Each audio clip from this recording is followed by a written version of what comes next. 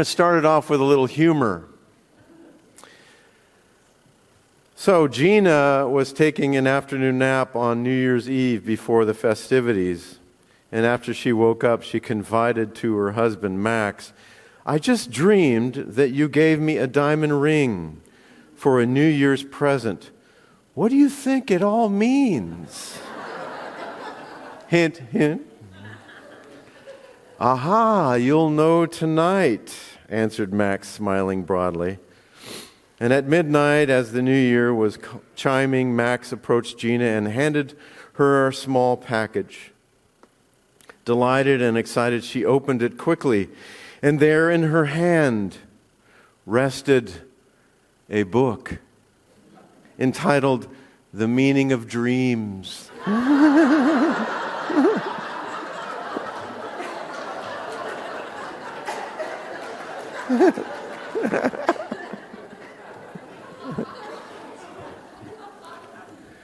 That's kind of how it goes sometimes, right?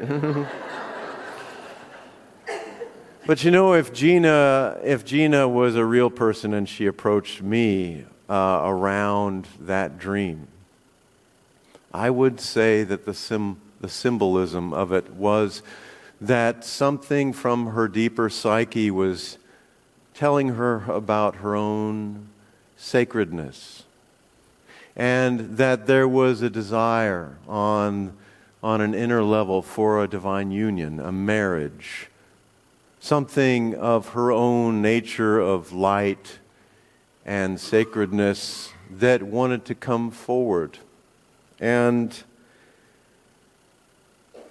there was a man who lived in the 1500s. His name was Desiderius Erasmus. He was a theologian and well known throughout Europe at the time. And he said, "Give light, and the darkness will disappear of itself." And I thought that was so profound. Give light, and the darkness will disappear of itself. And if you really think about the spiritual path, it really has so much to do with getting in touch with our own light, our own essence, so that the darkness of doubt, the darkness of fear, the darkness of whatever that you wrote on your little piece of paper today will disappear. And that the season that we're culminating now is about that light. It's a projection externally of an indwelling light. And that when we come here to Unity on Sundays, there is an opportunity through a remembrance, through being reminded of our own light. Because sometimes we forget, and in human consciousness, there is this constant pattern of amnesia that we all deal with, do we not? We forget about what and who we are and what the purpose of life is. And that's why, personally, I was so touched by Edith's music, because simply and profoundly, it is about pausing and remembering what life is all about. So starting a new year has a great opportunity, a great power in it, if we have an intention of clarity around what it is that we choose to be about. And it may or may not be a greater outer goal or achievement. That may be definitely something that you choose for your own experience. But for me, it's just about tuning in more and more to the subtleties of life and the beauty. Beauty is very, very important to my soul. I don't know about you. There's an article that I came across that someone gave me from here about a month and a half ago, and I took it home, and it's been sitting on my desk for a month and a half, and I just look at it once in a while, and I say, no, not yet, not yet. And then just last week, I said, it's time. And so I didn't even know what was in it, really. And I sat down and read it, and it really has to do with claiming and naming what it is that we are. And it was dated, it was reprinted, and it was dated, it was an interview from December 2nd, 1980, of a woman. A woman was interviewed, and she was a native of Hawaii. And I don't know how many people in here have been to Hawaii? Lots of people in here. Isn't it a great place? Wow. So I was looking online in terms of what aloha meant. And some people will say, well, it represents a greeting or it represents love. But the tradition that she was from, the Huna religion. Huna is the esoteric, powerful faith tradition of Hawaii. Aloha is this. It says, aloha is being a part of all, and all being a part of me. When there is pain, it is my pain, and when there is joy, it is also mine. I respect all that is as part of the Creator and part of me. I will not willfully harm anyone or anything. When food is needed, I will take only my need and explain why it is being taken. The earth, the sky, the sea.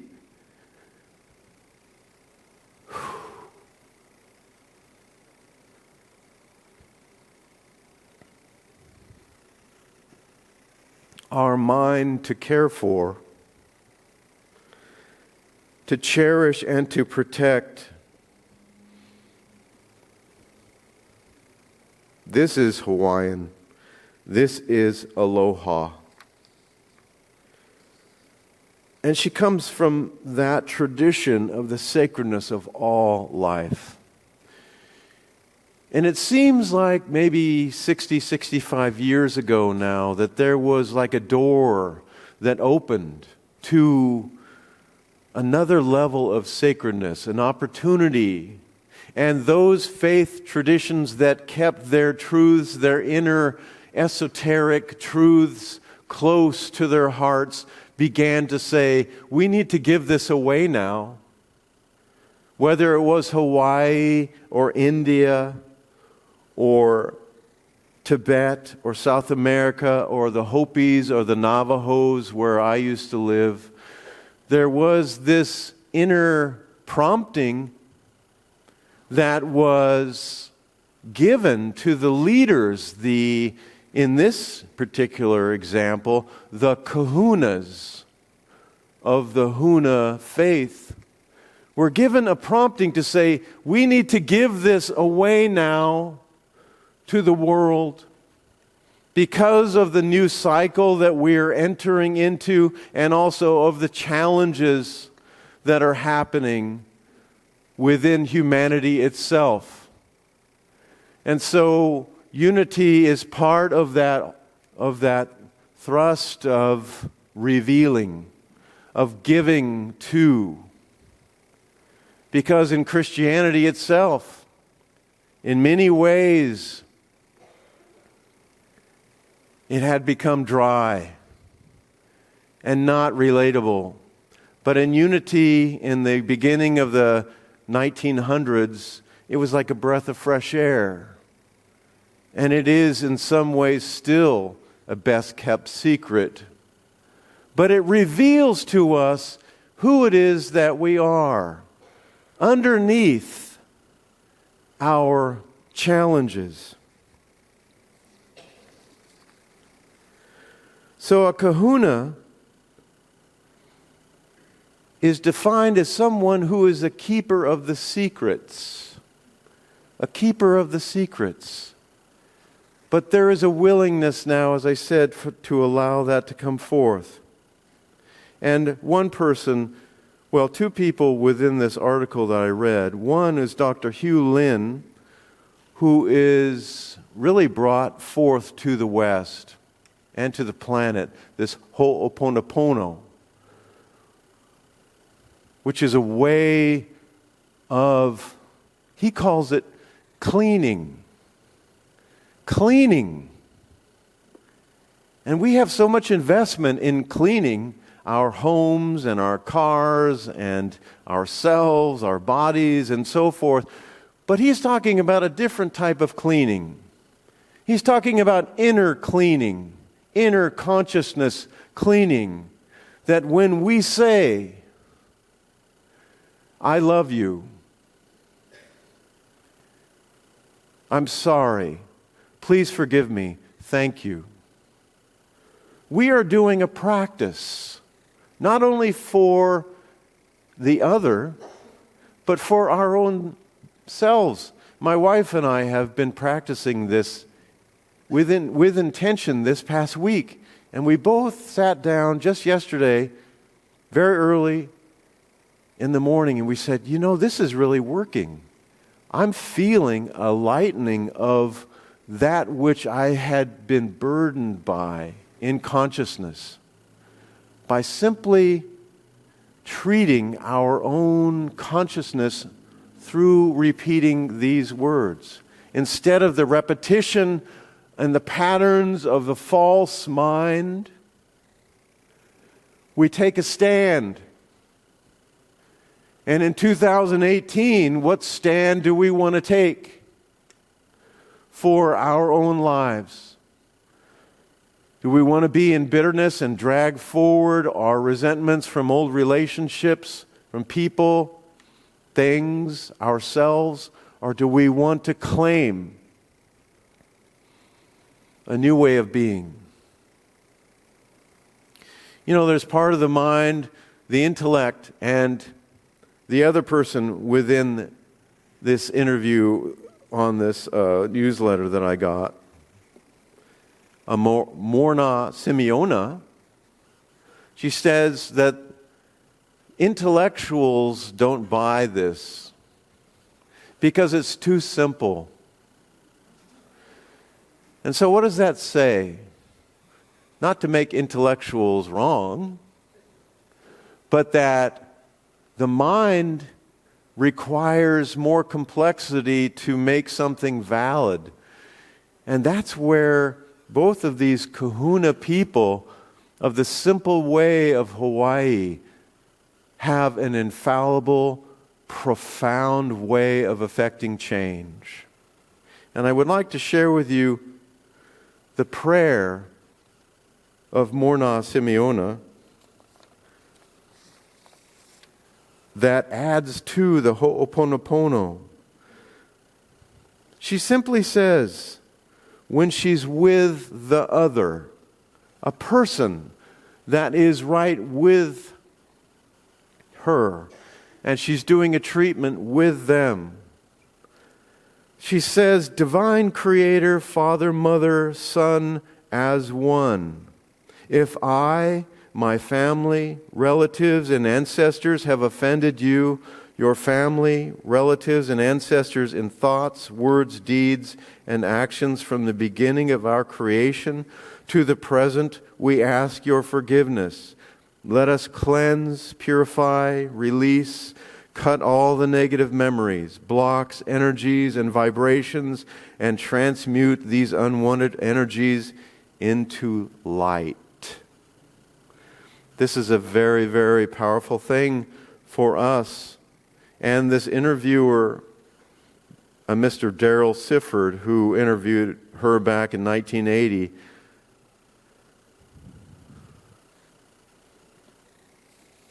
Morna asked him, do you have anything that you would like to have cleaned? And he kind of was taken back. He was just there for the interview. But then he took a risk.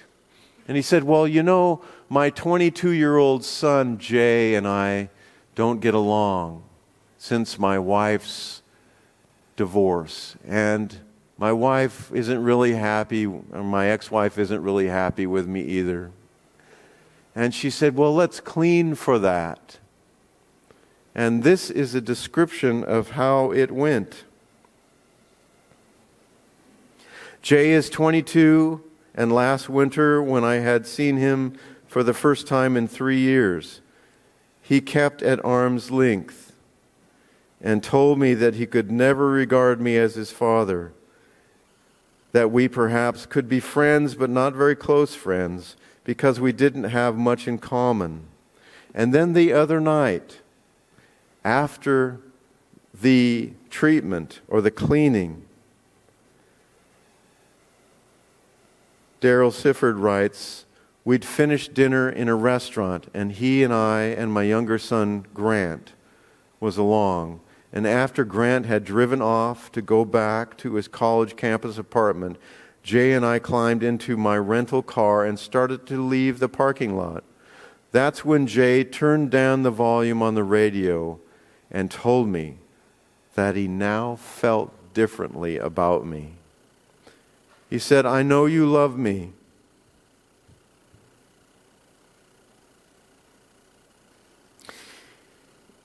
And I really need that.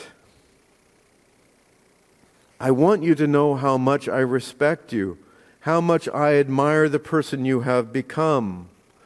And the very next day, I met with my former wife, and after the lawyers had departed, she told me that she wasn't bitter anymore, that what had happened probably had been for the best, and that both of us probably had grown as a result of it. This is like days after the cleaning took place. So there's something very, very powerful in this approach. How many people do we have in our lives that we have issues with that create a sense of congestion and stagnation, and we just can't move forward because we haven't forgiven or forgiven ourselves? And what's so beautiful about this is that you don't have to make amends personally. You can work with the person or yourself silently, being to being. And I feel that as we are on the eve of a brand new year, there is a tremendous opportunity for us to move forward with this. And Charles Fillmore of the Unity Movement held a very much a parallel belief around this whole process.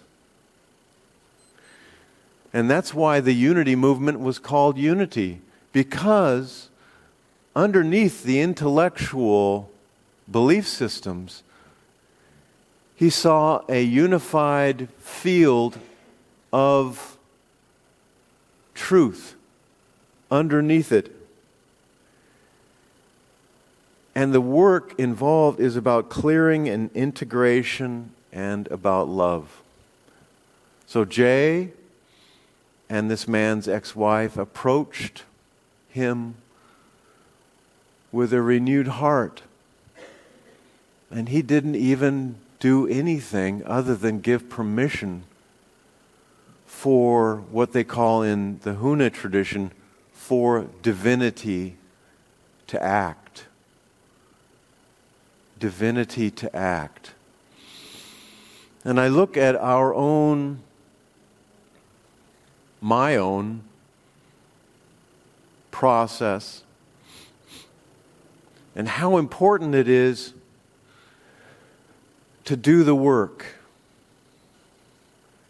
and not just come here on Sundays and other times and hear interesting things and, oh, well, that's cool, good for them.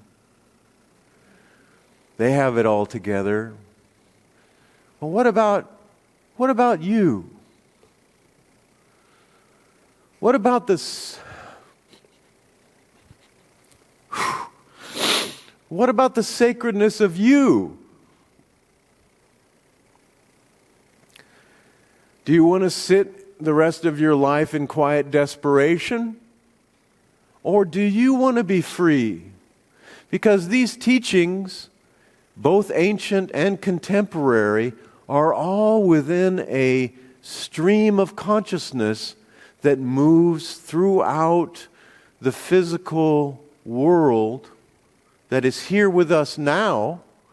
This stream of consciousness, this one presence and one power that only has its arms wide open for us to be included at the table of the highest good that it offers each one of us. It's so here and now. It's so available. But it is a practice. When Dr. Hugh Lin worked in Hawaii at a psychiatric hospital, there were many, many patients there that were criminally insane, very dangerous people. And he would go in and clean, he says. He would clean, he would work with the energy. Reportedly, many of those people just left. They were released because their symptoms and their aberrations of thought had reversed. And they were freed up. What a wonderful metaphor for us.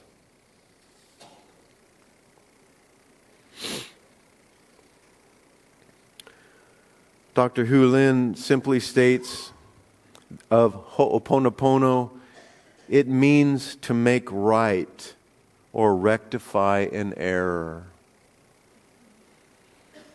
And most of us are aware in this room that the word sin comes from missing the mark on the bullseye of an archer. It's an archery term.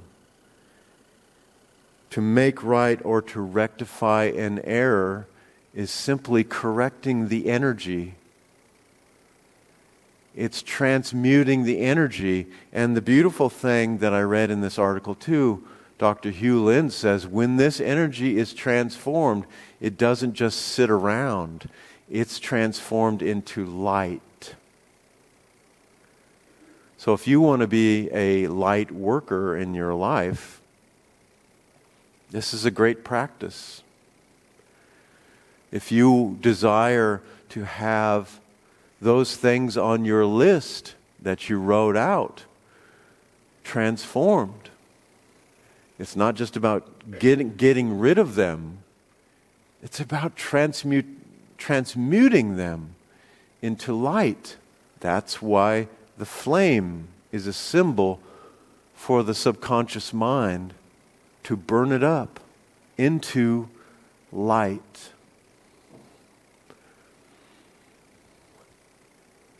So I look at this work, the spiritual work that I've been involved in and that has touched my heart since a very, very early age. At 16, I knew that I wanted to do this work. And it deepens all the time. But it's really about being with each person. In this moment, being with you. Knowing that I have and you have limitations in consciousness that you deal with all the time. But we have these techniques and these simple things that we can employ to be free. I love you. I'm sorry. Please forgive me. Thank you. If you say that with spiritual authority and clarity, the work is done. And isn't that a wonderful possibility for your life? Greater good, greater clarity, greater openness to be who you are, to create, to share.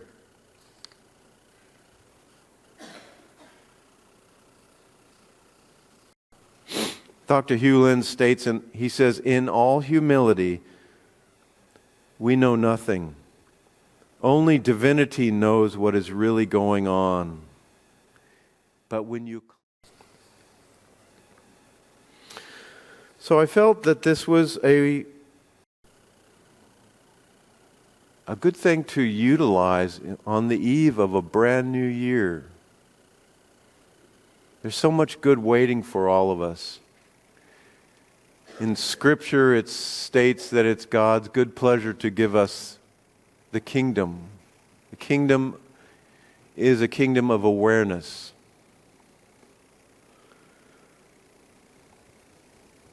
So, in 2018, what's your choice? What would you like to have that be about for you? Only the highest good. Thank you.